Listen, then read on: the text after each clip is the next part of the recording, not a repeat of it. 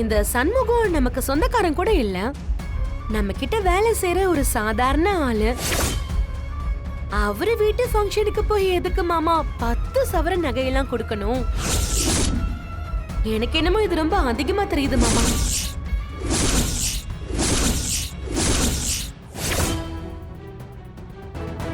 இல்ல, எதுக்காக நம்ம வீட்டு பணத்தை வேஸ்டா செலவு பண்ணணும், அதுக்காக தான் நான் சொன்னேன்.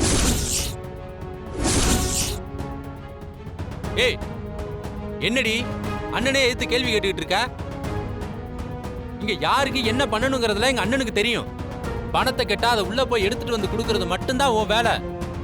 இந்த மாதிரி தேவையெல்லாம் பேசிட்டு இருக்காத. முதல்ல போய் பணத்தை கொடு. வேலைக்காரனுக்கு போய் 10 பவுன் எதுக்கு கொடுக்கணும்?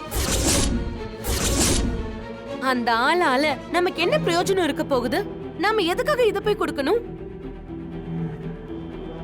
ஏதோ 1000 2000 மொய் செஞ்சா மட்டும் போதாதா? எனக்கு என்னமோ இதெல்லாம் வேண்டான்னு தான் தோணுது.